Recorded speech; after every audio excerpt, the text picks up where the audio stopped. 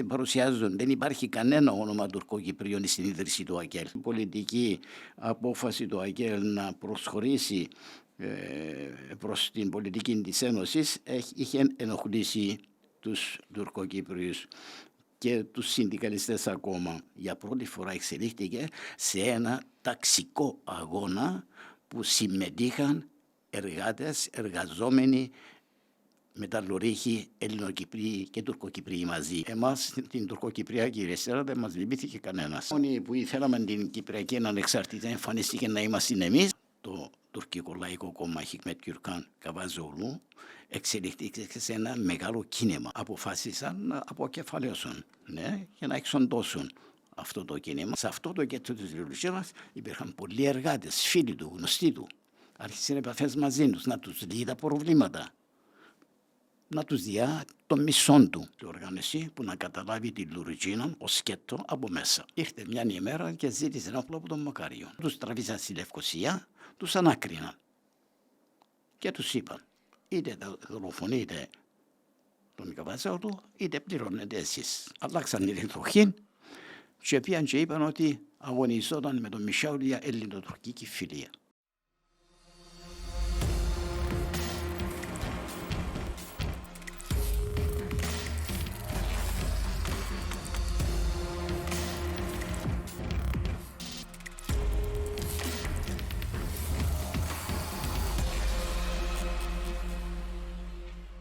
Σήμερα έχουμε καλεσμένο στο Unmute τον Ιμπραήμ τον Αζής. Ο Ιμπραήμ είναι ένας διακεκριμένος, θα έλεγα, ακτιβιστής τουρκοκύπριος του χώρου της αριστεράς και έχουμε την τύχη σήμερα και την ευτυχία να τον έχουμε μαζί μας για να μας εξιστορήσει, να μας αναλύσει, να μας παρουσιάσει εκείνες τις δεκαετίες του 40, του 50, του 60 που μας οδήγησαν στην κατάσταση που έχουμε σήμερα στην Κύπρο και που μας αναγκάζει να ζούμε χωριστά.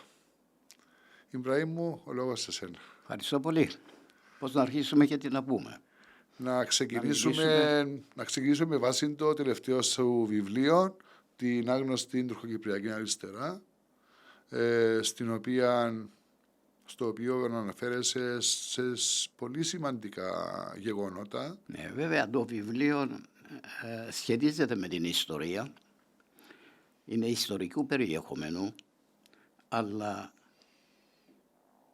είναι η ιστορία της τουρκοκυπριακής αγγελικής αριστεράς, δηλαδή αυτή η ομάδα ή αυτό το κίνημα, αλλά εγώ την ονομάζω ομάδα διότι δεν ήταν πολλοί άνθρωποι γύρω από την οργανωμένη τουρκοκυπριακή αριστερά, εγώ την ονομάζω άγνωστη, η οποία δραστηριοποιήθηκε μέσα στα πλαίσια του ΑΚΕΛ. Ο Καβάζογλου που ήταν ηγέτης αυτής της ομάδας ήταν μέρος της Κεντρικής Επιτροπής του ΑΚΕΛ και η δράση του ήταν συνδεδεμένη με τις εξελίξεις του Κυπριακού, αλλά μέσα στα πλαίσια και τις αποφάσεις και τη δράση του ΑΚΕΛ. Έτσι δεν θεωρείται ότι το βιβλίο αυτό είναι ιστορία του ΑΚΕΛ, αλλά είναι της συγκεκριμένης ομάδας της αγγελικής τουρκοκυπριακής αριστεράς, ναι, που έχει δραστηριοποιηθεί μέσα στο ΑΚΕΛ με τον ηγέτη αυτής της ομάδας, τον Ντερβίς Αλή Καβαζόγλου. Για ποια χρόνια μιλάμε? Μιλούμε, το βιβλίο έχει ταξινομηθεί σε δεκαετίες με έναν απότερο σκοπό να πιάσουμε τα γεγονότα που συνέβηκαν στη δράση σε δεκαετίες και στην εξέλιξη των δεκαετιών, και έτσι είναι ταξινομημένο μέσα αυτήν τη σειρά. Ποια δεκαετία να ξεκινήσουμε? Ξεκινούμε. Δεκαετία του 40. Το ΑΚΕΛ έχει ιδρυθεί το 1941. Αμέσως μετά εμφανίστηκαν στην πολιτική σκηνή επαγγελματίες Τουρκοκύπριοι που δεν μπορούμε να πούμε ότι ήταν αριστερά, αλλά ήταν άνθρωποι που δεν γνώριζαν ακόμα τα καθέκαστα την τις ιδεολογίες που υπήρχαν την περίοδο εκείνη. Ας πούμε, ήθελαν να εκφραστούν συνδικαλιστικά, ήθελαν να προασπιστούν τα συμφέροντα του επαγγέλματος τους. Εμφανίστηκαν ως ιδεολόγοι, μέσα στην οποία υπήρχαν και άνθρωποι που ήταν αφοσιωμένοι με την αριστερή ιδεολογία, όπως ο Τερβίσερ Καβάζογλου. Ας πούμε, μαρξιστές, ήταν κομμουνιστές. Ναι, αλλά στην αρχή ήταν ως συνδικαλιστές. Είχε ιδρυθεί μια μικρή ομάδα συνδικαλιστών, ξυλουργών, μπελεκάνων κλπ. Στη συνέχεια αυτοί οι άνθρωποι έχουν δραστηριοποιηθεί μέσα στα πλαίσια της εργατικής τάξης για τα εργατικά ζητήματα, όμως στη συνέχεια κατάληξαν να ιδρύσουν μια συνδικαλιστική οργάνωση, η Κύπρος Τουρκ, η Σιμπιρλικλερή, η συνδικαλιστική οργάνωση των Τουρκοκυπρίων, να το πούμε έτσι, σχέδιο, μέσα στην οποία οργάνωση εμφανίζεται για πρώτη φορά και ο νεαρός Τερβίς Αλή Καβάζογλου ως πια άνθρωπος που είχε ασχοληθεί με το επάγγελμα του πελεκάνου, είχε ασχοληθεί, εξελιχθεί ως επιπλοποιός, στη συνέχεια άνοιξε ένα κατάστημα επιπλοποιείο. Ήταν πολύ καλός τεχνίτης οι άνθρωποι που τον είχαν γνωρίσει και είχαν παραγγείλει έπιπλα κοντά του. Το κατάστημα του, το μαγαζίν του ήταν στο Ασμάλτη, εκεί κάπου κοντά που είναι η Αγία Σοφία. Τώρα αυτά τα πράγματα δεν τα ξέρουμε, διότι χωριστήκαμε, είμαστε διχασμένοι η κυπριακή γεωγραφία και η Λευκοσία είναι διχασμένη, δεν μπορούμε να φανταστούμε που είναι η Ασμάλτη. Μιλάμε για τη δεκαετία του 40 τώρα. Μιλούμε τώρα για τη δεκαετία του 40. Η συνδικαλιστική οργάνωση ιδρύθηκε το 1944. Αυτοί όταν ιδρύθηκε το ΑΚΕΛ και όταν ιδρύθηκε η πρώτη του συντεχνία, νομίζω ήταν η ΨΕ. Ήταν η ΨΕ, ναι. Το 1942 ήταν η ΨΕ. Ήταν πιο πριν η ΨΕ, νομίζω. Όχι, αμέσως μετά την ίδρυση του ΑΚΕΛ. Δεν είχε Τουρκοκύπριους μέσα, ούτε το ΑΚΕΛ ούτε η ΨΕ. Στην ίδρυση του ΑΚΕΛ, ακόμα και του Κομμουνιστικού Κόμματος της Κύπρου, δεν υπάρχουν ονόματα Τουρκοκυπρίων. Δεν παρουσιάστηκε, δεν υπάρχει κανένα όνομα Τουρκοκυπρίων στην ίδρυση του ΑΚΕΛ.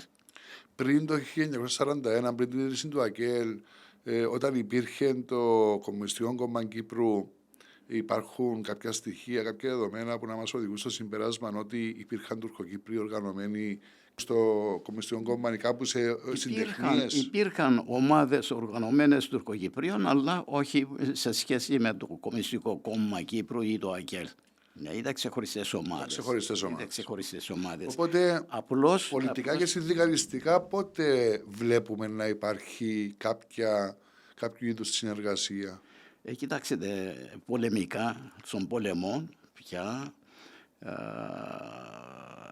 υπήρχε η ανεργία, υπήρχε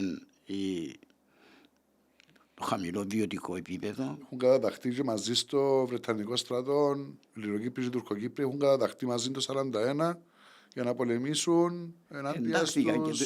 Εντάχθηκαν και Τουρκοκύπριοι στο κάλεσμα του στρατού και πήγανε στο στρατό, ναι. Άλλο θέμα εκείνο βέβαια, εκτός βιβλίου δεν αναφέρομαι καθόλου για σε το θέμα. Απλώς εγώ ξεκινώ ότι με την ίδρυση του ΑΚΕΛ, μέσα στα χρόνια εκείνα του πολέμου, εμφανίστηκαν και Τουρκοκύπριοι που συμπαθήσαν, πώς να το πω, κάπου τα ελληνικά οι λέξεις δεν μου φεύγουν, αριστερή ιδεολογία, έτσι επαγγελματικά η οργάνωση των ξυλουργών συνεργάστηκε με την ΨΕ, ύστερα με την ΠΕΟ, ναι, αλλά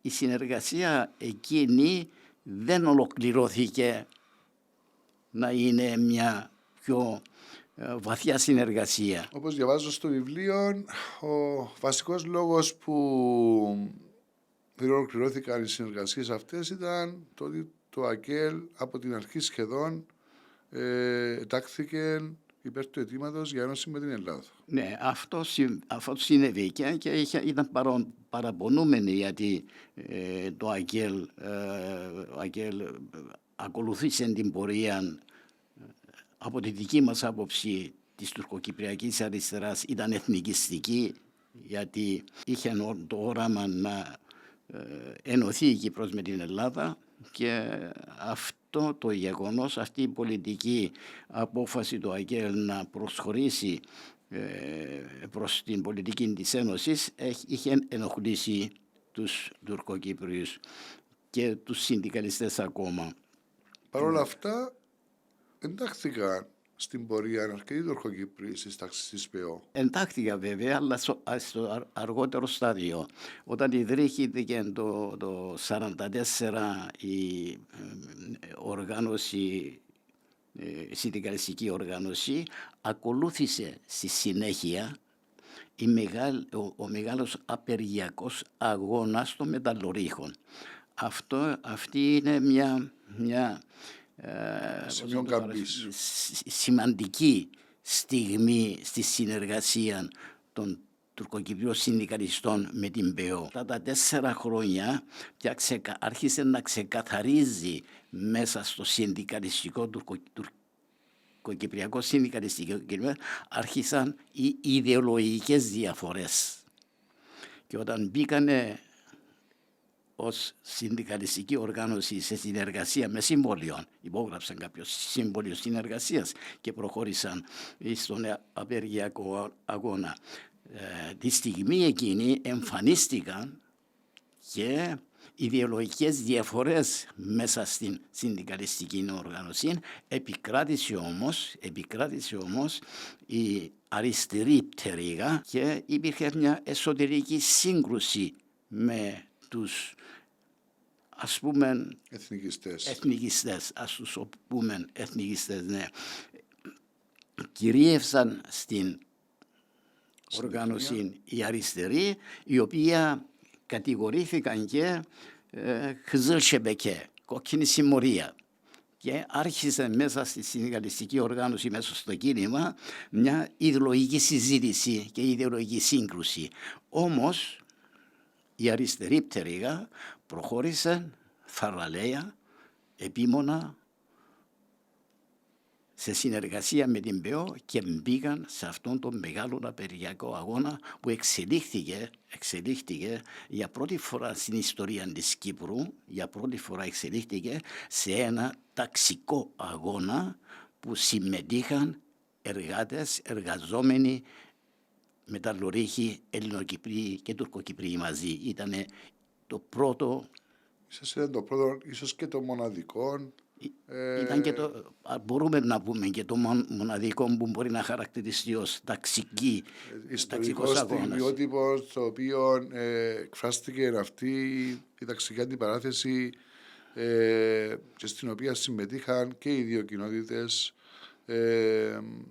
Και όντως, ακόμα και τώρα το ΑΚΕΛ έχει να περηφανεύεται για το 1948 και το περηφανεύεται, εγώ θα έλεγα να προσθέσω κάτι που μέσα στην ελληνοκυπριακή κοινή γνώμη δεν υπάρχει πουθενά που να τονίζει την αποφασιστικότητα της κόκκινης συμμορίας, όπως τους κατηγορούσαν, να μπει αποφασιστικά μέσα στον απεργιακό αγώνα όταν υπήρχαν από πολλές πάντες, διάφορες πάντες, πίεση και μάλιστα πίεση με βίας. Αυτή η αποφασιστική συμμετοχή της τουρκοκυπριακής αριστεράς έχει δώσει, πώς να το ονομάσω, το χαρακτήρα να είναι ο αγώνας εκείνος ταξικός αγώνας. Αν δεν είχαν αυτή την αποφασιστική συμμετοχή, δεν θα μπορούσαμε να έχουμε Θα ήταν λειψός ταξικός αγώνας, γιατί όντως θα έλειπαν οι εργαζόμενοι ταξί της μιας κοινότητας. Εκεί αναδείχτηκε ο Καβάζογλου, θεωρείς? Ο Καβάζογλου στις αρχές τότε γεννήθηκε το 1924 ο Καβάζογλου, το 1944 ήταν 20 χρονών. Το 1948 ήταν 24. Βλέπουμε στον τύπο έναν άρθρο του Καβάζογλου να δυσαρεστείται για την πολιτική ένωση του ΑΚΕΛ. Φαίνεται ότι ακόμα ο Καβάζογλου δεν είχε προσχωρήσει ως... Γιατί δεν θα το επιτρέπονταν να εξασκήσει. Δεν είχε προσχωρήσει ακόμα μέσα στο ΑΚΕΛ και δυσαρεστήθηκε και ο ίδιος και οι άλλοι για την πολιτική της ένωσης που ακολούθησε το ΑΚΕΛ. Βλέπουμε τον Καβάζογλου σε αυτό το άρθρο να εκφράζει τις απόψεις του γιατί αποχωρήσαν όμως, από την ΠΕΟ, από τη συνεργασία. Σε κάθε περίπτωση όμως θεωρείς ότι εκείνη η μαγιά, εκείνη η πρώτη ομάδα, η συσσαγωγικά κόκκινη συμμορία όπως την χαρακτήριζαν οι εχθροί της μέσα στην κοινότητα, αποτέλεσε αργότερα την τουρκοκυπριακή αριστερά τη συνδεδεμένη με το ΑΚΕΛ. Αυτή η πρώτη ομάδα ήταν η μαγιά. Στη συνέχεια η κόκκινη συμμορία προχώρησε αποφασιστικά στη συνεργασία με την ΠΕΟ. Εκρύβαν ότι είναι μέλη του ΑΚΕΛ. Αρνούνται ότι ήταν κόκκινη συμμορία. Αρνούνται ότι είναι κομμουνιστές. Γιατί... Βάζαν μπροστά το κεμαλισμό. Γιατί τότε η κυπριακή κοινή γνώμη, η τουρκική γνώμη δεν ήξεραν ακόμα τι σημαίνει σοσιαλισμός, τι σημαίνει μαρξισμός, τι σημαίνει λενινισμός κλπ. Απλώς έλεγαν ότι διάφορα επιχειρήματα, ότι οι κομμουνιστές είναι κακοί άνθρωποι κλπ. Είναι άθεοι, είναι... Και έτσι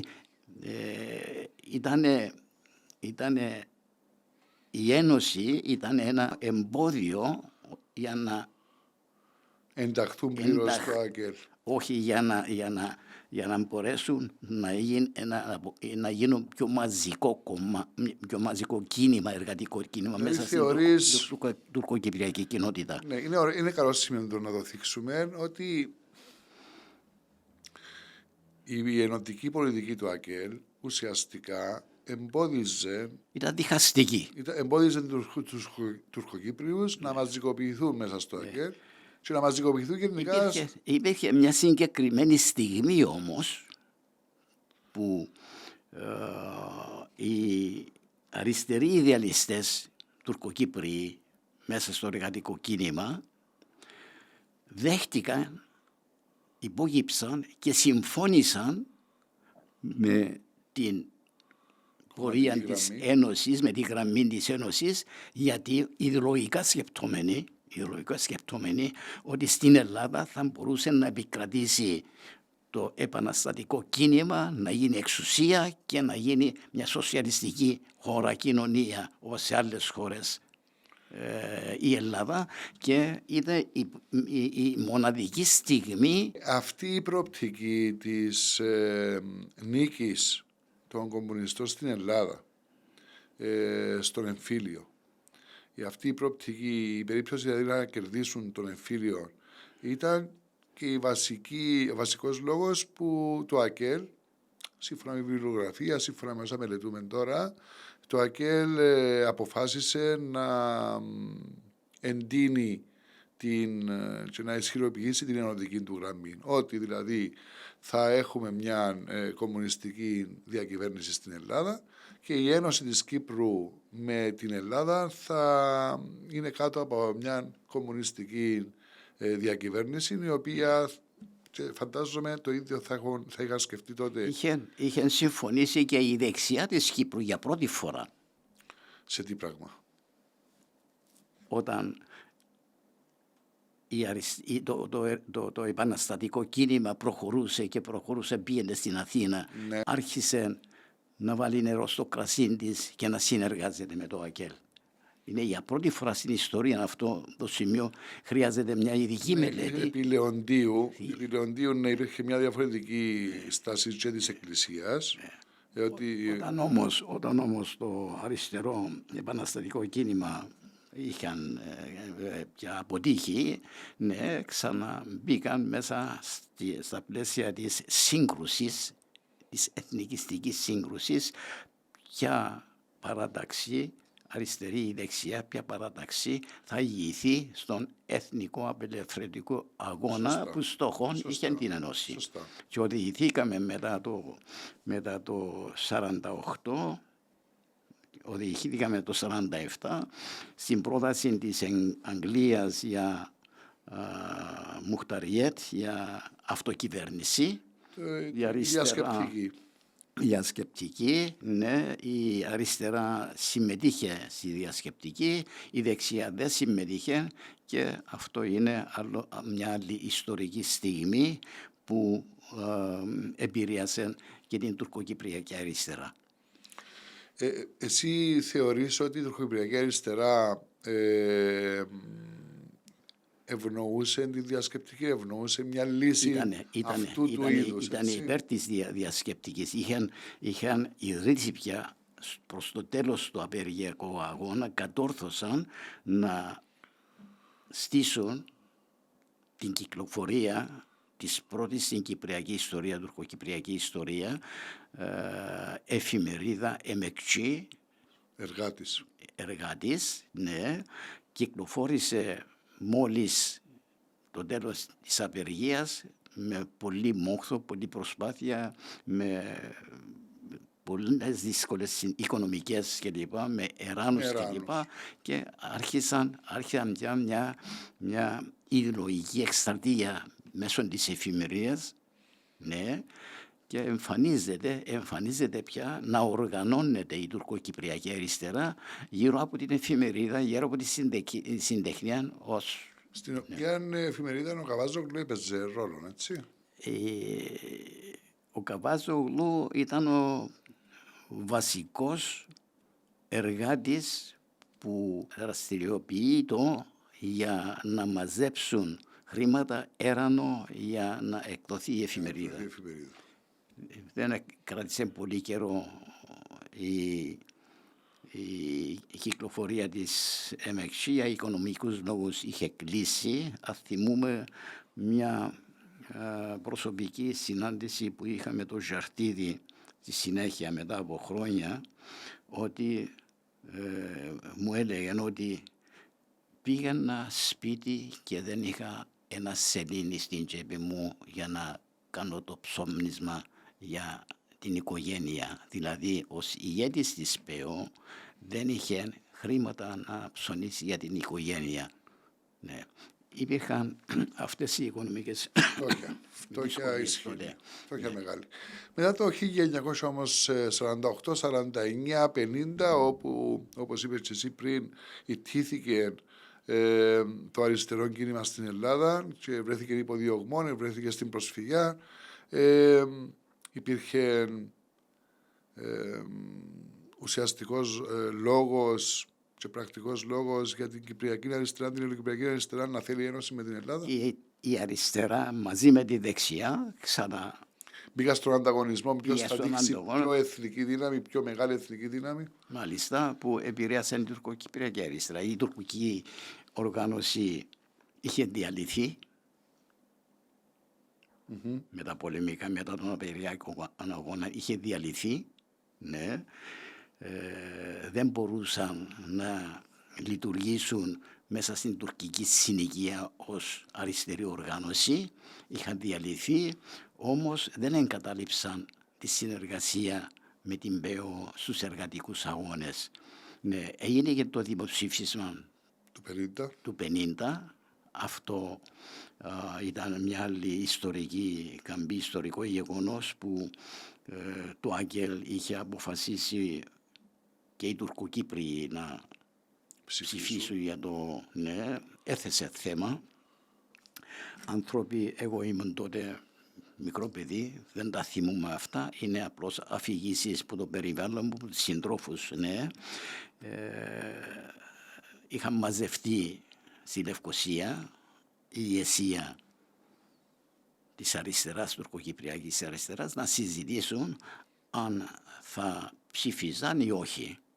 Και η πλειοψηφία αποφάσισαν να μην ψηφίσουν, διχάστηκαν και κατάληξαν στη συνέχεια να μην ψηφίσει κανένας. Και έτσι στο δημοψήφισμα, αν και λέγεται ότι ψήφισαν και Τουρκοκύπριοι, δεν υπάρχουν υπογραφές Τουρκοκυπριών που ήταν δραστήριοι στα κοινωνικά, πολιτικά, εργατικά ζητήματα. Δεν υπάρχει καμιά υπογραφή της τουρκοκυπριακής αριστεράς, μελών της τουρκοκυπριακής αριστεράς. Σύμφωνα με τον Τωρί, ο Σόντος κάνει μια αναφορά σε ονόματα Τουρκοκυπρίων, κάπου 42 νομίζω, κάνει μια αναφορά, αλλά εγώ μελέτησα αυτά τα ονόματα και είδα ότι ήταν απλοί άνθρωποι της καθημερινότητας που είχαν κάποια σχέση με τη γειτονιά, με την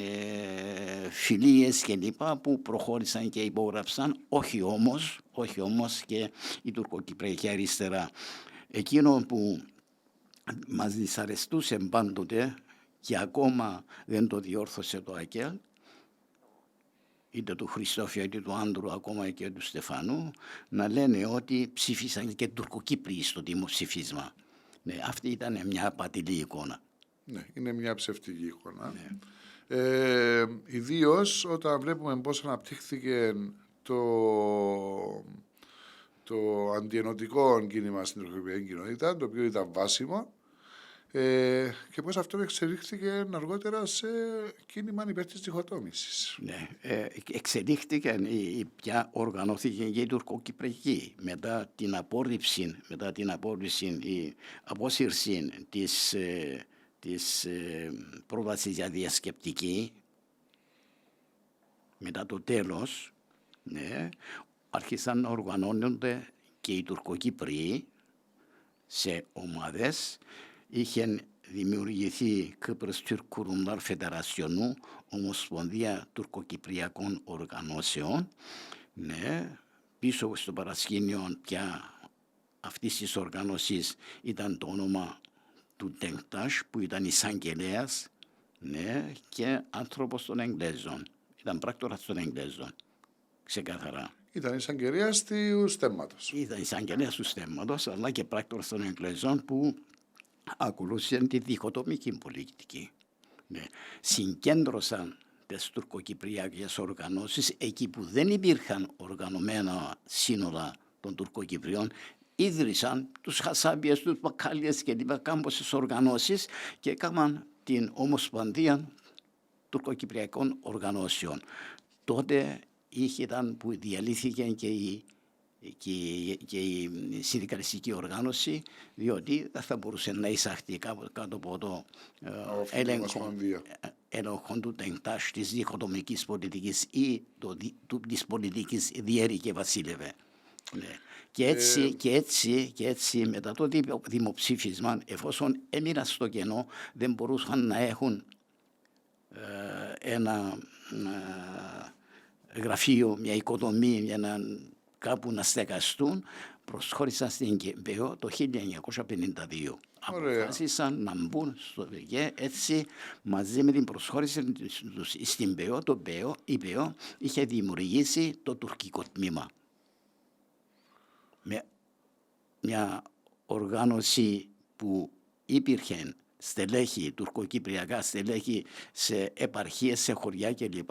Ναι, που εμφανίζονται και τα ονόματα των Τουρκοκυπρίων στη λίστα που μας άφησε ο Παντελής Βαρνάβα. Έχει γράψει μερικά βιβλία. Σε έναν από τα βιβλία υπάρχει και η λίστα των Τουρκοκυπρίων που ήταν δραστήριοι, ανάλαβαν δραστηριότητα, ναι, οργανωμένα μέσα στην ΠΕΟ. Οπότε στο τουρκικό γραφείο μέχρι τώρα δεν αναφερθήκαμε στο όνομα του Αχμέτ Σαντί, εμφανίζεται σε όλα αυτά τα χρόνια μέσα στην ομάδα, μέσα στον αγώνα των μεταλλουργών, αργότερα η ΕΜΕΚΤΣΙ και αργότερα όταν εντάχθηκα στην ΠΕΟ υπάρχει και το όνομα του Αχμέτ Σαντί. Ο Αχμέτ Σαντί ήταν συνδικαλιστής.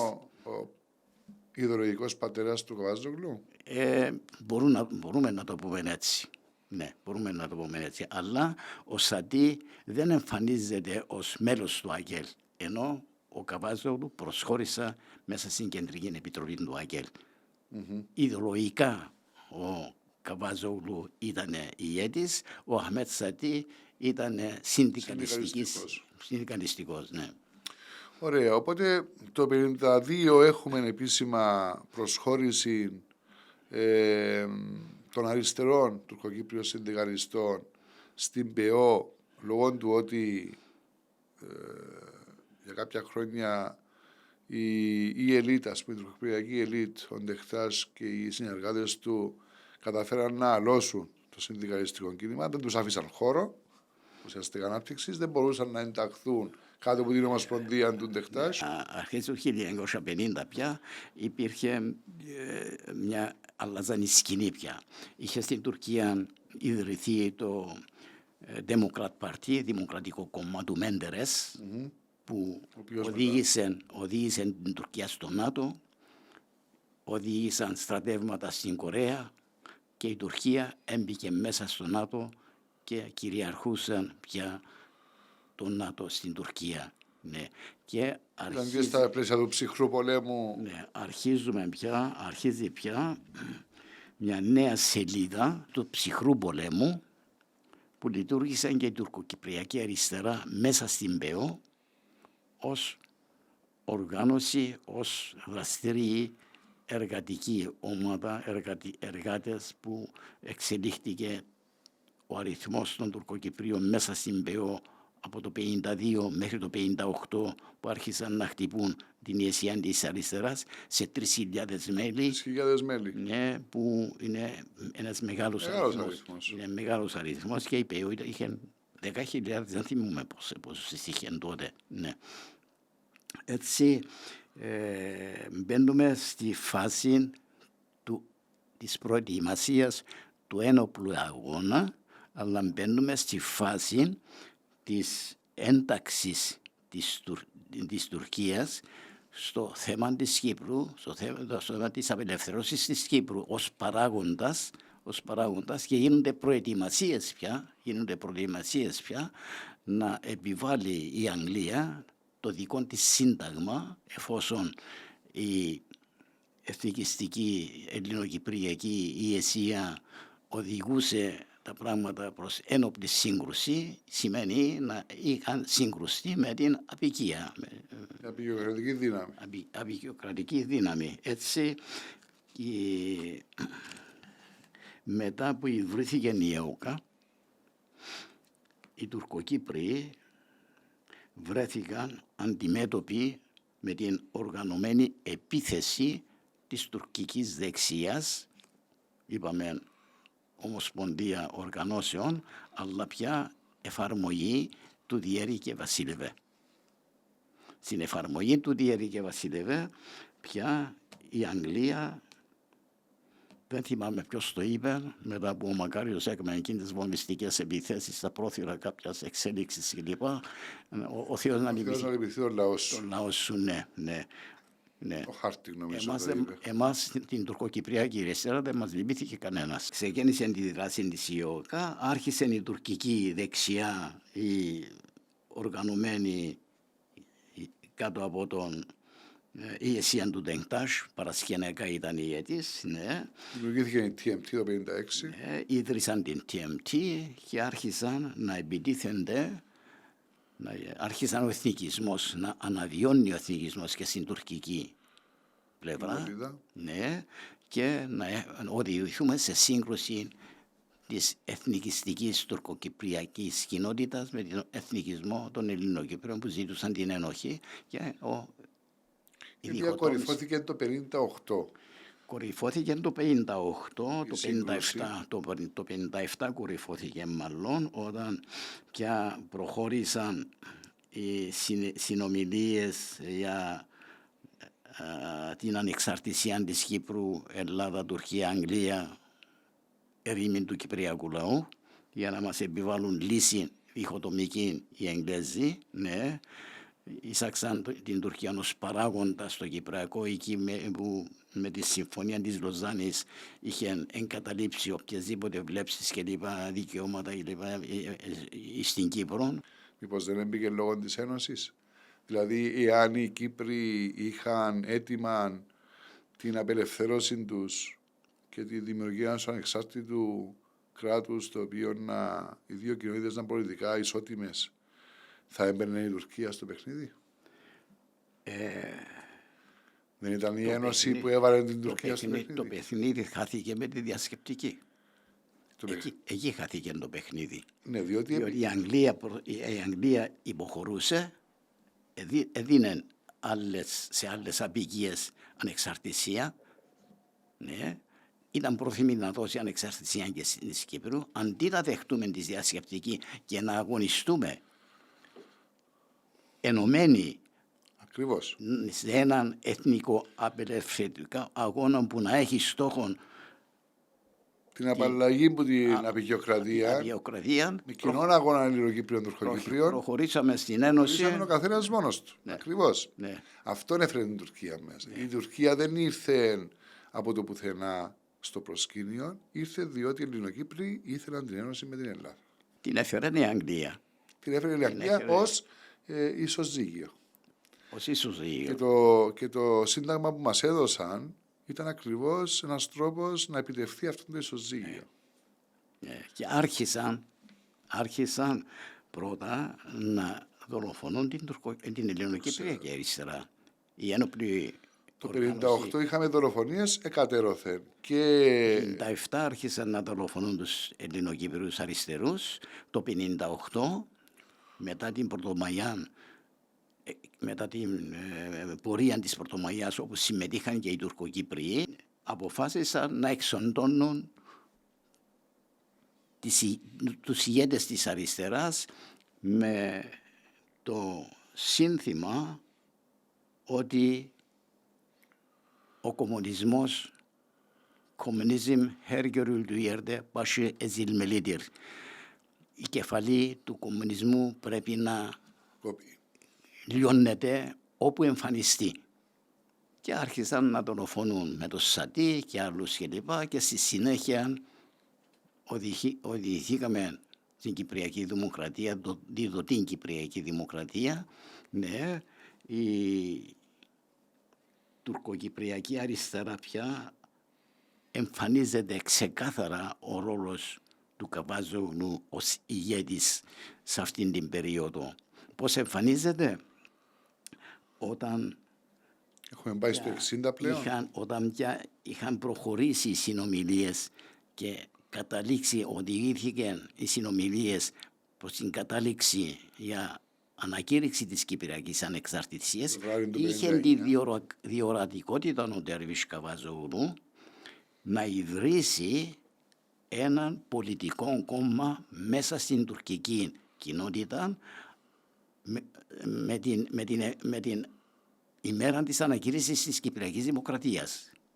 Εκεί που δεν επίτρεπε ο Τεγκτάς με τη διχοτομική διχαστική πολιτική του καμιά οργάνωση και είχαν εκείνη την στάση να δολοφονούν αριστερούς ηγέτες, ναι, εκείνη τη στιγμή εμφανίζεται ο Καβάζογλου να έχει τη διορατικότητα ότι με την ανακήρυξη της Κυπριακής Δημοκρατίας θα αλλάζει το σκηνικό και θα μπορούσε να οργανώσει ένα πολιτικό κόμμα μέσα στην τουρκοκυπριακή κοινότητα, το οποίο έπραξε μαζί με τον Χικμέτ και τον Καβάζογλου. Ιδρύσαν το τουρκικό λαϊκό κόμμα και εκδίδαν το εκφραστικό όργανο, την εφημερίδα Cumhuriyet.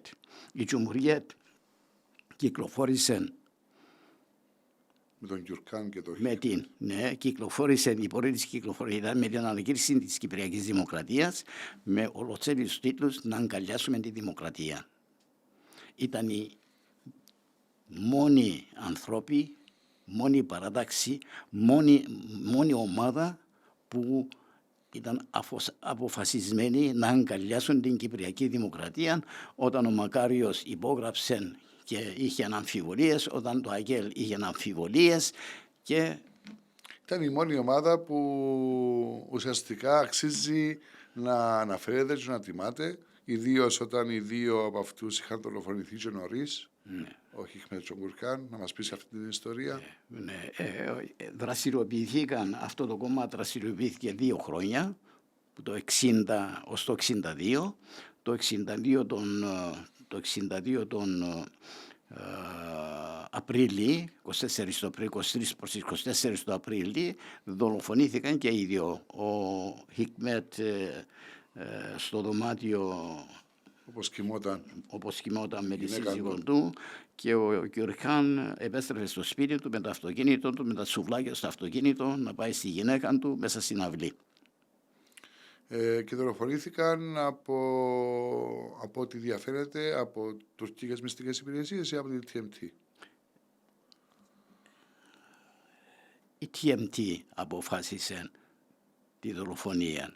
Ποιοι ήταν οι ηγέτες της TMT? Οι ηγέτες της TMT έδωσαν την οδηγία να δολοφονηθούν. Δεν μπορούσαν να ανεχτούν έναν πολιτικό κόμμα της αριστεράς μέσα στην τουρκοκυπριακή. Δεν ήταν ακριβώς αριστερό όμως εκείνο το κόμμα, δεν ήταν ακριβώς αριστερό, ήταν δημοκρατικό θα έλεγα. Ήταν δημοκρατικό κόμμα, ήταν κεμαλικό. Κεμαλικό κόμμα. Ναι. Ήταν δικηγόροι ο Γκουρκάν. Ήταν η ασπίδα ο κεμαλισμός. Ναι, ήταν η ασπίδα. Ήταν η ασπίδα. Να μην τους κατηγορούν είναι κομμουνιστές και λοιπά, και να τους δυσφημίζουν μέσα στην κοινότητα και να εμποδίζουν την εξάπλωση της ερωίας της αριστερής ήρωες μέσα στην κοινότητα. Επειδή δολοφονήθηκαν και οι τρεις στο τέλος της ημέρας, και ο Χιχμέτ και ο Γκουρκάν και ο Καβάζογλου κάποια χρόνια αργότερα, θεωρώ ότι είναι οι πιο γνήσιοι ίσως ήρωες της Κυπριακής Δημοκρατίας. Το αφήνω στην κρίση, διότι δεν υποχώρησαν. Με θάρρος έστησαν το κόμμα τους, κυκλοφόρησαν την εφημερίδα και προχώρησαν την πορεία τους πολύ θαραλέα, χωρίς να υποχωρήσουν, χωρίς να κάνουν συμβιβασμό με την πολιτική Διέρη Βασίλευα, με την πολιτική του Τεκτάση να αποσπάσει τους Τουρκύπριους από την ελληνική κοινότητα, να διχάσει την κυπριακή κοινωνία κλπ. Δεν υποχώρησαν, και έτσι μπορούμε να πούμε ότι ούτε στην ελληνοκυπριακή πλευρά υπάρχουν θύματα ιδεολογικής φύσεως αυτού του είδους. Που υπερασπίστηκαν το δικοινοτικό μας κράτος. Μάλιστα. Δεν υπάρχουν. Ο Καβάζογλου πώς ένιωσε όταν δολοφονήθηκαν οι δύο οι άμεσοι συνεργάτες του? Όταν δολοφονήθηκαν, ο Καβάζογλου ήταν στο παρασκήνιο. Σύμφωνα με μαρτυρίες του Τσάταλου, που ήταν τον έβαλαν να βοηθά τον Καβάζογλου στις δουλειές του κλπ. Ο Χριστός Τσάταλος, που το βιβλίο αυτό στηρίζεται βασικά στις αφηγήσεις του Τσάταλου, ήταν βοηθός του Καβάζογλου. Κάποια στιγμή που το έμαθα εγώ, προσέγγισα το Τσάταλο και είπαμε είναι καιρός πια να δώσουμε στη δημοσιότητα αυτή την πτυχή της ιστορίας. Είχε ενδιασμούς τότε ο Τσάταλος. Ήταν και ο Τσάταλος μέλος του ΑΚΕΛ. Ήταν μέλος του ΑΚΕΛ. Ήθελε να το πω, να μην το τι θα πει το κόμμα. Τελικά επίστηκε και έδωσε μου τη συνέντευξη και ήταν αφορμή να εκδώσω αυτό το βιβλίο «Περντέρα Λεγεντάν, ματιά στο παρασκήνιο». Το έχω με δει γι' αυτόν. Έμεινε ουσιαστικά μόνος του ο Καβάζογλου. Ήταν στο παρασκήνιο, το παρασκήνιο, σύμφωνα με τη μαρτυρία του Τσάταλου, ήταν ο δεσμός που πήγαινε. Δεν υπήρχαν τότε ακόμα σύνορα ή γραμμές χωριστικές κλπ. Ναι, 64 είχαν δημιουργηθεί. Πήγαιναν κάτω στο κέντρο της Λευκωσίας, που είναι τα δικαστήρια, κάπου εκεί κοντά ήταν και το γραφείο του Χιχμέτ και του Γκουρκάν, δικαιωρικό γραφείο, αλλά και το κέντρο της εφημερίδας, το locality, πώς θα το πούμε, της εφημερίδας. Ναι, ήταν ο δεσμός. Έφερναν και παίρναν. άρθρα, αποφάσεις, οτιδήποτε και αποκάλυψε αυτόν τον δεσμό του Καβάζογλου, αυτή τη σχέση του Καβάζογλου, ότι ήταν με την πρωτοβουλία του Καβάζογλου που ήρθαν ο Χικμέτ και Γκιουρκάν και στήσαν μαζί το κόμμα. Ναι. Το ΑΚΕΛ μέχρι τώρα δεν το εμφανίζει αυτό. Αν και υπάρχει το βιβλίο, έχουμε δώσει πια στη δημοσιότητα αυτή την άποψη, το ΑΚΕΛ είναι συγκρατημένο, δεν το λέει. Ο Καβάζογλου ήταν στην ΠΕΟ. Μετά το 1958 αποφάσισε το ΑΚΕΛ όσα στελέχη της Κυπριακής Αριστεράς θα ήθελαν να πάνε στο εξωτερικό με δικά μας έξοδα, καμιά οικονομική βοήθεια. Εμένα την βαλίτσα μου την είχε φέρει στη Λευκοσία, γιατί μέρες αρκετές δεν μπορούσα να πηγαίνω στο χωριό, γιατί ήμουν και εγώ κυνηγημένος, αν και 20 χρονών τότε, αλλά ξεμούτιζα μέσα στην αριστερά, δίπλα από τον Καβάζογλου. Έπαιζα ποδόσφαιρο στο Αητόν Ποταμιάς, ύστερα επειδή ήμουν καλός ποδοσφαιριστής στην Ομόνια. Μπήκα στην Ομόνια, ύστερα έπαιζα μέσα στον σύλλογο, μορφωτικό σύλλογο ΣΤΕΚ που ήταν στην τουρκική συνοικία, μέσα σε εκείνη την ομάδα, και εκδηλωνόμουν στο ποδόσφαιρο, αλλά δίπλα από τον Καβάζογλου και μέσα στην τουρκοκυπριακή αριστερά, και λόγω του ότι δεν εισάκουσαν να διακόψω σχέσεις, να μην παίζω στην Ομόνια, να διακόψω σχέσεις με την αριστερά, είχα 2 χωρικανείς μου που με κυνηγούσαν και έτσι κρυβόμουν και εγώ. Και τη βαλίτσα μου έφερε μου ο πατέρας μου, έσασε μου τη βαλίτσα και έφερε στην ΠΕΟ. Ναι, και από εκεί πήγα και εγώ στο εξωτερικό. Το ΑΚΕΛ είχε να αποφασίσει τότε. Πήγαινε ο Καβάζογλου, τι θα κάνουμε. Έπαιξαν τον Σατί, έπαιξαν τον Φαζιλαντέρ, έπαιξαν τον Γιαχιά. Το Σατί όταν έβγαινε από το σπίτι του μαζί με την γυναίκα του για να πάει στη δουλειά του στην ΠΕΟ, τον πυροβολήσαν. Επέζησε γιατί ο οπλοφόρος ακόμα ήταν ατζαμής. Δεν ήταν καλά εκπαιδευμένοι. Το ΑΚΕΛ, όταν δολοφονήθηκαν τα πρώτα στελέχη, ναι, τον Φαζιλαντέρ που ήταν και διευθυντής της εφημερίδας Ινχιλαπτσού, γιατί το 1954 άρχισαν να εκδίδουν νέα εφημερίδα η αριστερή οργάνωση τουρκοκυπριακή, την Ινχιλαπτσού. Ναι. Και η Ινχιλαπτσού έκλεισε τότε που έθεσε σε παρανομία το ΑΚΕΛ η αιγυπτιακή κυβέρνηση. Έκλεισαν και την εφημερίδα, συνέλαβαν και κάπου 20 στελέχη, τουρκοκυπριακά στελέχη, ήταν συλληφτοί και εκείνοι τότε. Ναι. Ο Φαζιλαντέρ, Σελάς που ήταν, είχε μαγαζί κοντά στην Αγία Σοφία, απέναντι που την Αγία Σοφία, ναι, πήγαινε. Τον πυροβόλησαν, τον έπιασε στο χέρι, έτρεξε πίσω του οπλοφόρου, ένας άλλος πίσω του κάρφωσε τη μάχαιρα από πίσω και ναι, έτσι δολοφονήθηκε ο Φαζιλαντέρ. Ναι. Όταν πια είχαμε αντιληφθεί ότι δεν υπάρχει σωτηρία και τι θα έκαναμε, ο Καβάζογλου, είμαστε συγκεντρωμένοι στην ΠΕΟ, ναι, ο Καβάζογλου πήγε στο ΑΚΕΛ να φέρει την απόφαση τι θα κάνουμε. Και μας έφερε θλιβερά την απόφαση ότι όσοι θέλουν να πάνε στο εξωτερικό να πάνε στο εξωτερικό, όσοι δεν θέλουν, όσοι δεν μπορούν, δεν θέλουν να πάνε στα σπίτια τους.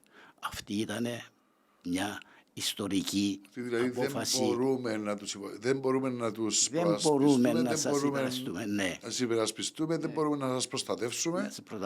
Πρέπει να φύγετε από την Κύπρο, να φύγετε από την Κύπρο ή να σταματήσετε να ασχολείστε με την πολιτική. Άφησε το κίνημα των εργατών 3.000 μέλη και άλλοι τόσοι που συνδέονται, ναι, τους άφησε στο κενό να πάνε να υποταχτούν στη βουλημία του Τεγκτάς και της TMT. Και εμείς που δεν θέλαμε να υποταχτούμε, εγώ είχε παραχωρήσει σε μένα μέσω του ΑΚΕΛ η Βουλγαρία μια υποτροφία,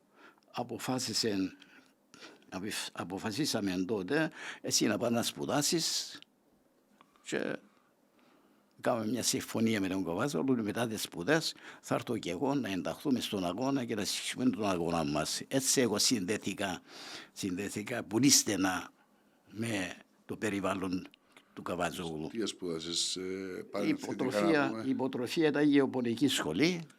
Στη Σόφια. Ναι, όταν πήγα στη Σόφια και είδα άλλους φοιτητές να αλλάζουν σχολές και να πηγαίνουν ιατρική, εγώ έστειλα ένα μήνυμα στον Καβάζογλου ότι καλύτερα θα ήταν να πάω ιστορία, social, πώς το λέτε. Κοινωνικές επιστήμες. Ναι, τέτοιες επιστήμες, ιστορία και πολιτικές επιστήμες.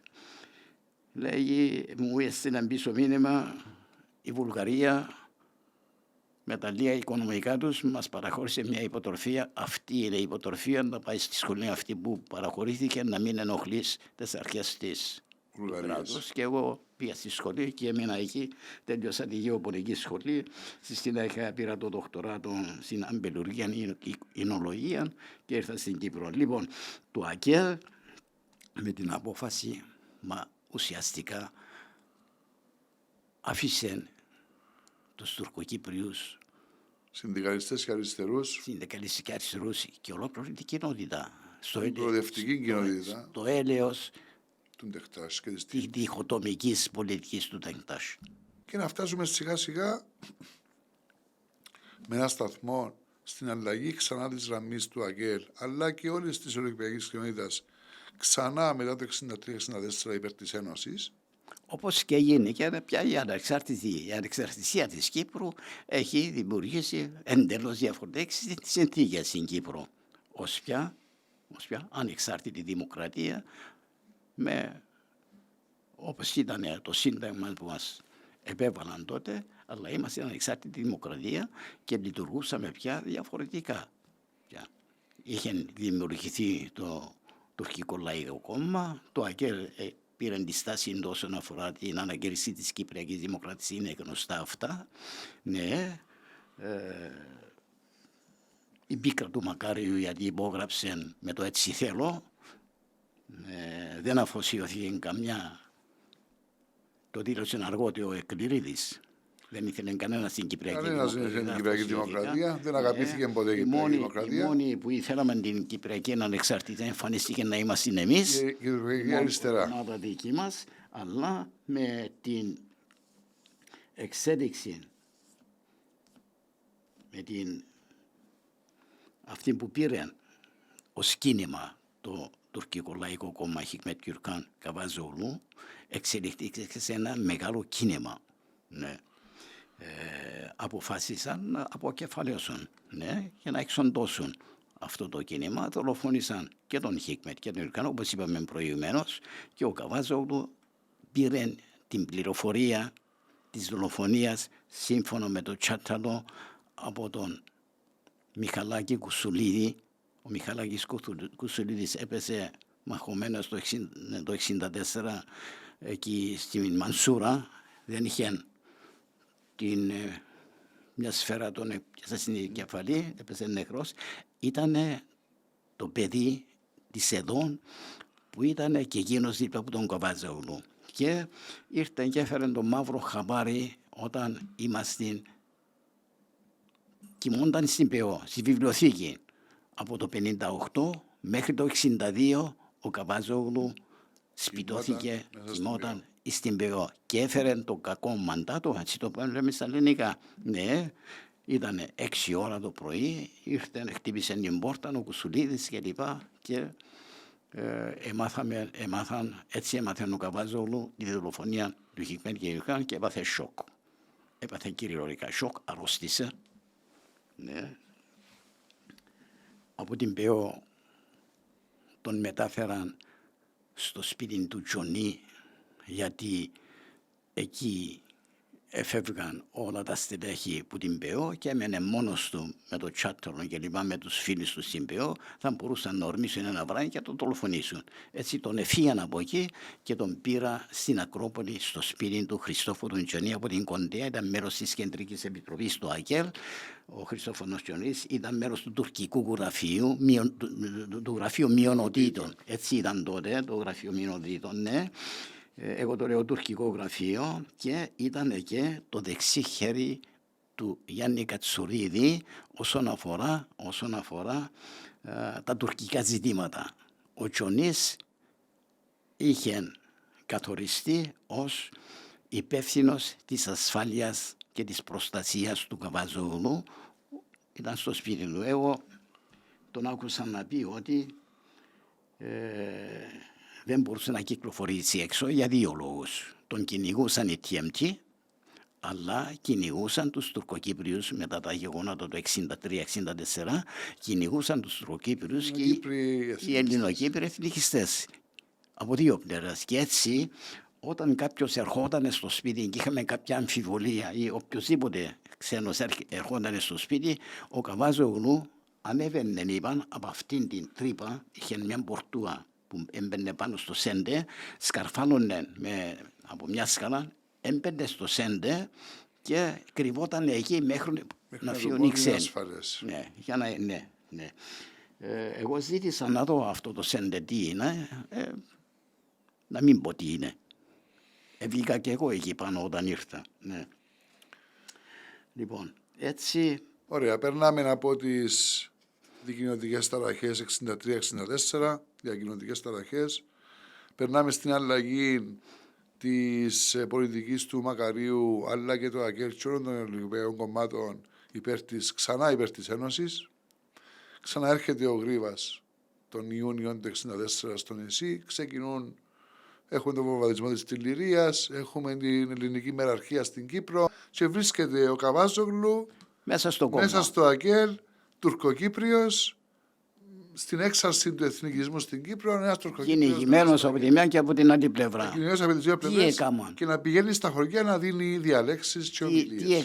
Τι έκαναν τότε. Εδώ είναι η κρίσιμη περίοδος για τον Καβάζογλου. Αντί να τον προστατεύσουν, τον έθαψαν μετά το 1964, όταν αρχίσαν οι διακοινωτικές ταραχές, τον έστειλαν για προστασία. Έσω του Τζονίτια δεν είχε προστασία, αποφάσισαν ότι καλύτερα θα είναι να πάει κάπου στο Καϊμακλή, στο σπίτι της Αντρούλας. Η Αντρούλα Θεοχαρίδου τότε ήταν στελέχος της ΠΕΟ. Στο σπίτι της Αντρούλας. Σε παρακαλώ εδώ, γιατί είχα διαβάσει στο άλλο σου το βιβλίο, στις Ματιάς στο Παρασκήνιο, ότι είχε προταθεί στον Καβάζογλου να πάει και αυτό στη Βουλγαρία και δεν έδεχτηκε ή επήγαινε και στραφήκε πίσω. Κοίταξε. Του είχαν πει να μην κυκλοφορείς έξω, αυτά τα άκουσα πολλαπλές φορές να το λέω, του είχαν πει να μην κυκλοφορεί έξω, θα πάθει κακό και θα έχουμε την ευθύνη να μένει περιορισμένος μέσα στα γραφεία του ΑΚΕΛ και να μην κυκλοφορεί έξω. Ο Καβάζογλου δεν μπορούσε να θαυτεί μέσα στα γραφεία του ΑΚΕΛ και να δίνει πληροφορίες την ηγεσία του ΑΚΕΛ για τα τουρκικά ζητήματα, γραφιάς και λοιπά, περιορισμένα μέσα στα γραφεία. Ήταν άνθρωπος της δράσης. Ήταν άνθρωπος που έλαβε μέρες, πρωτοστάτησε, είπαμε,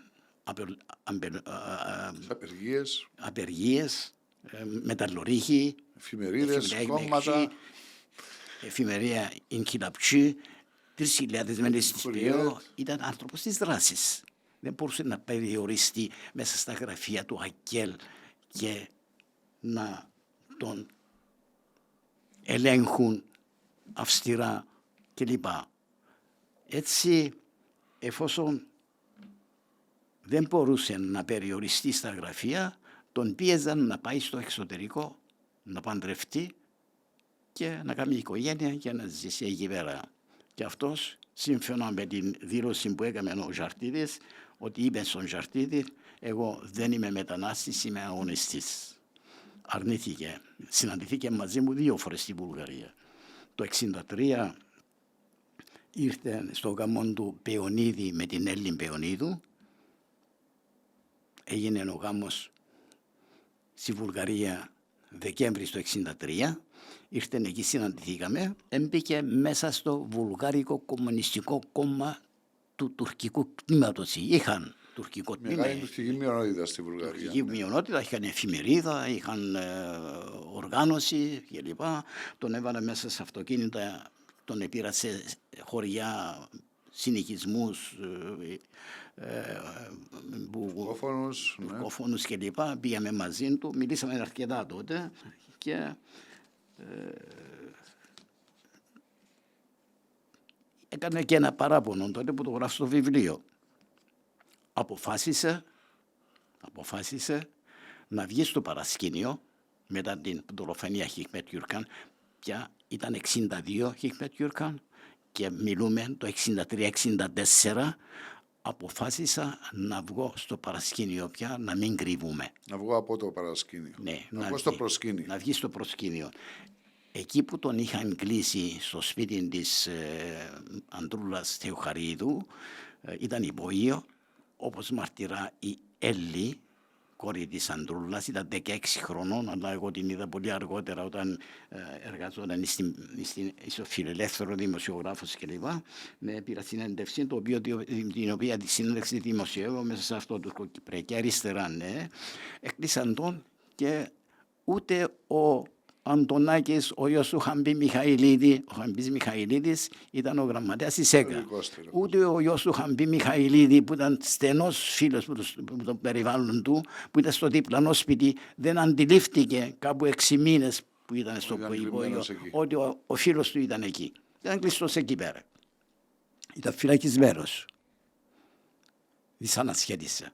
Σύμφωνα με την Έλλην που έδωσε αυτή τη συνέντευξη, μια ημέρα όταν πέρασε Γενάρης, Φεβράρης, Μάρτης, Απρίλης και άρχισε ο καιρός να ζεσταίνεται, δεν μπορούσε να είναι κλειστός μέσα εκεί πέρα στο υπόγειο. Δυσανασχέτησε. Επήγαινε ο Κατσούρας, Γιάννης Κατσουρίδης, υπεύθυνος της επαγρύπνησης τότε, με τον Παύλο Γεωργίου Παυλάκη, που ήταν του τουρκικού τμήματος υπεύθυνος, να μιλήσουν μαζί του τι θα γίνει. Και τον ευκάλαν που τσάμε και τον έφεραν ξανά στο σπίτι του Τζονί. Ερχόμαστε όμως τότε 60, που είπαμε η πολιτική της Ένωσης ξανά. Η πολιτική της Ένωσης είναι που εξέντωσε τον Καπαζόγλου. Ουσιαστικά ναι. Η πολιτική της Ένωσης ήταν εκείνη. Η πίεση να πάει στο εξωτερικό δεν επήγαινε, η πίεση να κρυστεί στα κομματικά γραφεία που δεν δέχονταν, αύκηκε να βγαίνει έξω, να πηγαίνει στο Τάλιν, γύρω από την Λουρουτσίνα, τα κέτος και λοιπά, και να κάνει επαφές και να γυρεύει. Επαφές, συνδέσμους ανθρώπους, ναι. Μην πάεις, θα σε σκοτώσουν και θα έχουμε την ευθύνη σου.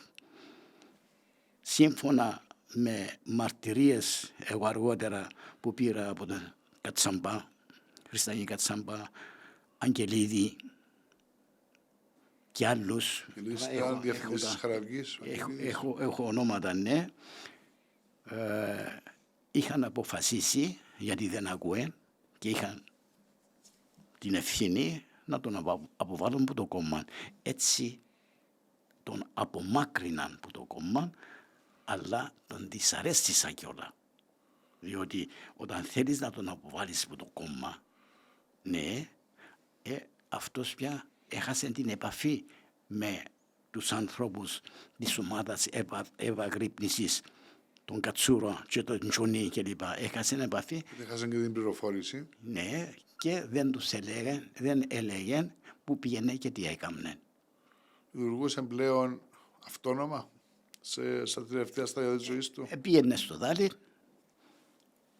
έκαμνε επαφές στο Δάλι, που υπήρχε στο Δάλι μια τουρκοκυπριακή κοινότητα, υπήρχε στην Ποταμιά, μας προστάτευσαν τους χωριανούς, τους Δαλίτες, γιατί είδαν τον Παπάν, είδαν τον Μουχτάριν, είδαν τους προύχοντες του Δαλιού και λοιπά, θα πειράξετε τους Τουρκοκύπριους.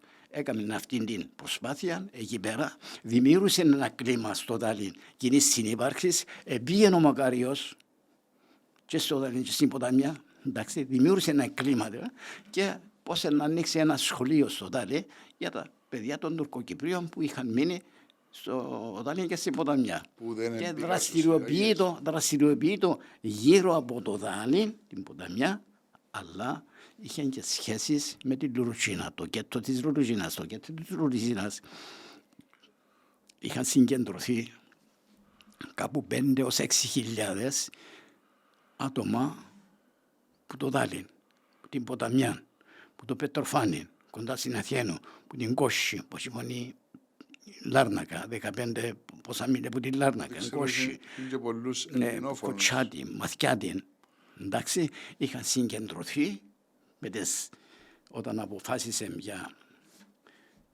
η TMT, η ΕΣΥΑ της η τουρκοκυπριακή ΕΣΥΑ να αποσυρθεί από την Κυπριακή Δημοκρατία μετά που υπόβανε ο Μακάριος τα 13 σημεία, αλλάξει το Σύνταγμα κλπ. Και αρχίσαν τα γεγονότα του Δεκέμβρη 23. Ναι, συγκεντρώθηκαν στη Λευκοσία, το κέντρο της Λευκοσίας, συγκεντρώθηκαν στη Λουρουτσίνα, στο κέντρο της Λουρουτσίνας. Σε αυτό το κέντρο της Λουρουτσίνας υπήρχαν πολλοί εργάτες, φίλοι του, γνωστοί του. Άρχισαν επαφές μαζί τους, να τους δει τα προβλήματα, να τους δει το μισόν του.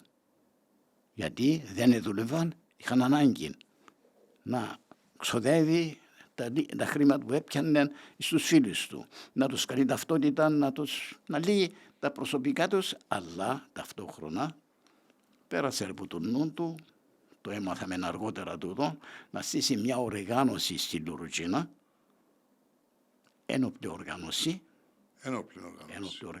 που να καταλάβει τη Λουρουτσίνα ως σκέτο από μέσα. Να μετατρέψει σε αυτοδιοικούμενη περιοχή. Να εντάξει τη Λουρουτσίνα στο εδάφη της Κυπριακής Δημοκρατίας. Ναι.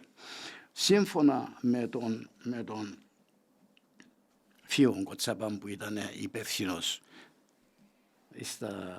στο Γραφείο Δημοσίων Πληροφοριών, PIO, Γραφείο Δημοσίων Πληροφοριών, σύμφωνα με την αρθρογραφία του, ήρθε μια ημέρα και ζήτησε ένα όπλο από τον Μακάριο. Ναι. Και το έγραψε. Μετά από 26 χρόνια, θέλω να το πάρω μαζί μου, θέλω να αφήσω αυτή τη μαρτυρία στην ιστορία και έγραψε το άρθρο του.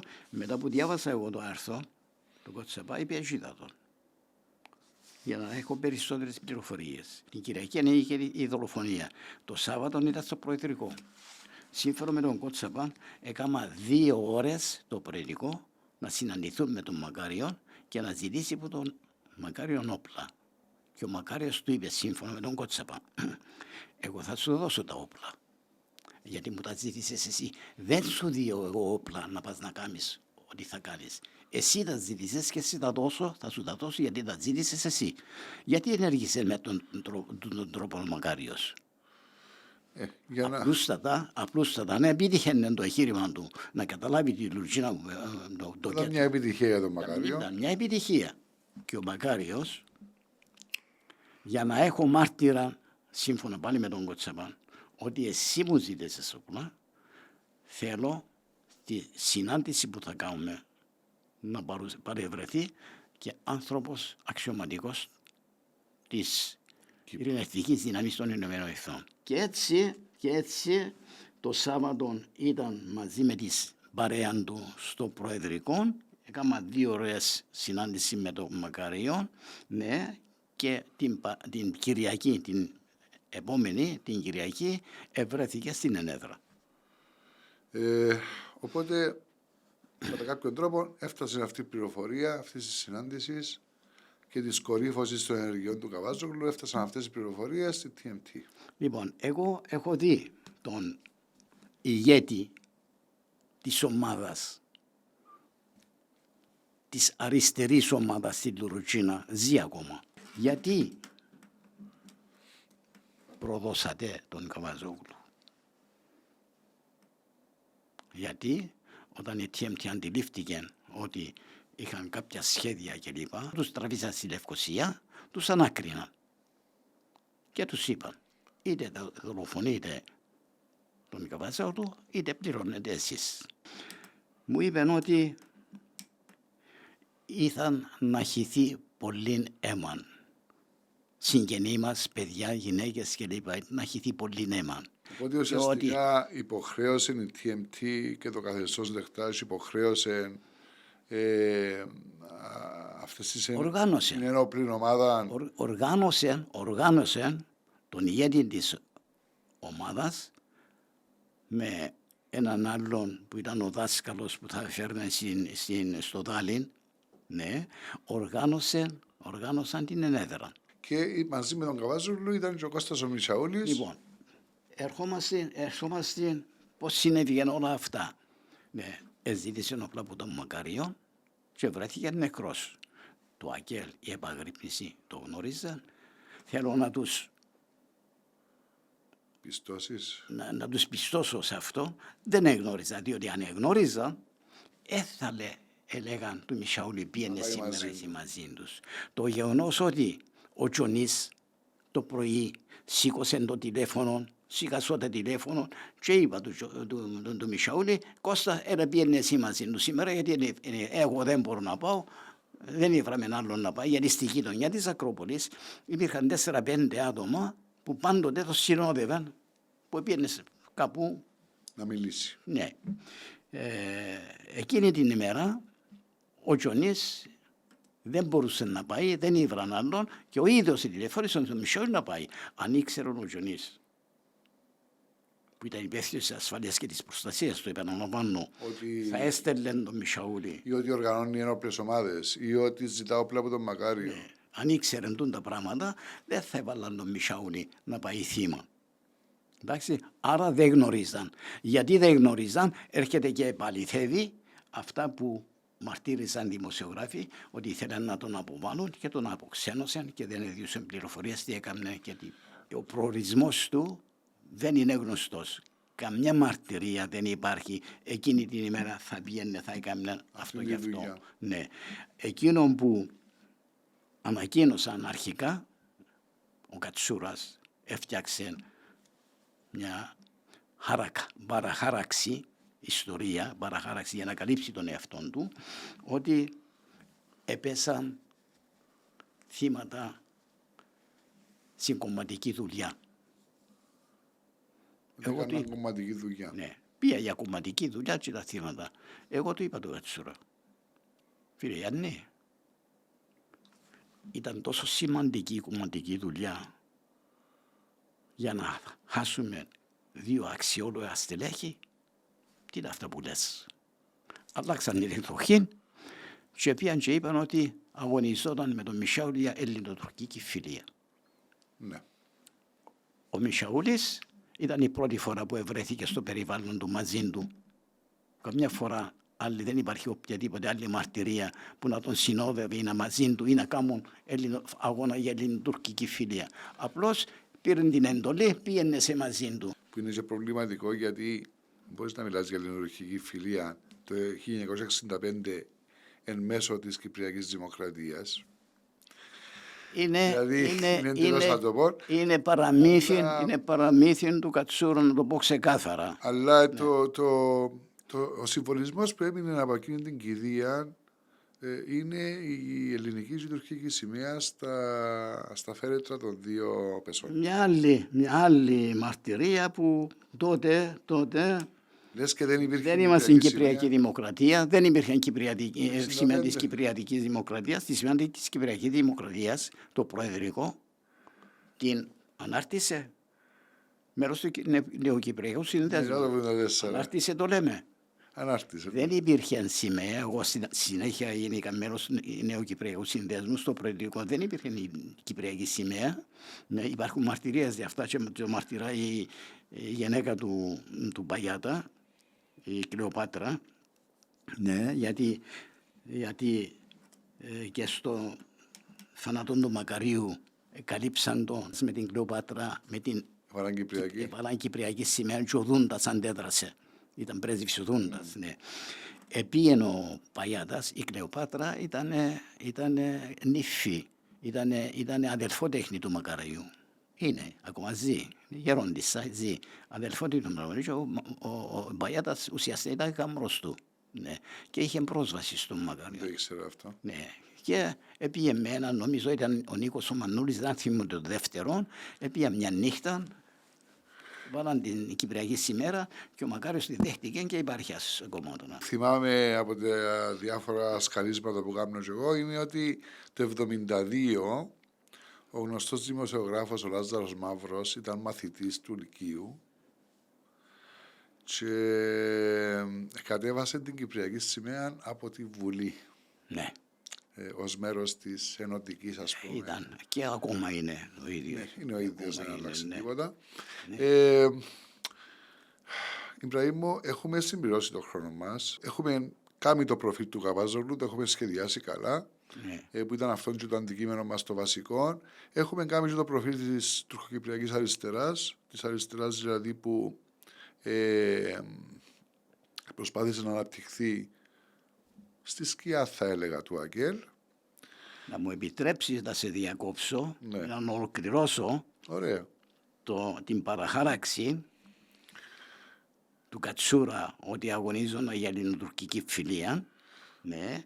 Την υιοθέτησε ο Χριστόφιας, την υιοθέτησε ο Άντρος, Πάντες. την υιοθέτησε ο Στέφανος και κάνουν εκείνη την Οι πάντες, με το τα δάλι. τύμπανα και λοιπά, εκείνον το Παναγύρ, πώς να το πω να εκφράσω, ναι, συνεχίζουν να το κάνουν, να δεχτούν την παραχάραξη και να τιμούν τους δύο ήρωες της ελληνικής φιλίας. Για τον Καβάζογλου. Είναι για μένα, από τη δική μου άποψη, είναι προσβολή για τον Καβάζογλου για τους αγώνες του. Θα το δεχτώ και να το αφήσουμε αυτόν ως την καταληκτική κουβέντα του σημερινού Αμνιούτ. Σε ευχαριστώ πάρα πολύ για την παρουσία σου εδώ. Θα ευχόμουν να είχαμε και άλλο χρόνο να συνεχίσουμε και πιο κάτω, γιατί ξέρω ότι είχε ενδιαφέροντα επεισόδια και πιο κάτω, με την επιστροφή σου στην Κύπρο, με το ρόλο που ανέλαβες για να αντικαταστήσεις τον Τερβίς Αλή Καβάζογλου, τα γεγονότα του 1974, τη δημιουργία του Νεοκυπριακού αργότερα, την καριέρα σου ως γεωπόνου, που έχουμε ακόμα μεγάλο κεφάλαιο, εκεί έχει δώσει πολλά στην Κυπριακή Δημοκρατία. Έχουμε πολλά άλλα να πούμε, αλλά να τα αφήσουμε για έναν άλλο επεισόδιο. Ευχαριστώ πολύ. Να είσαι καλά. Ευχαριστώ.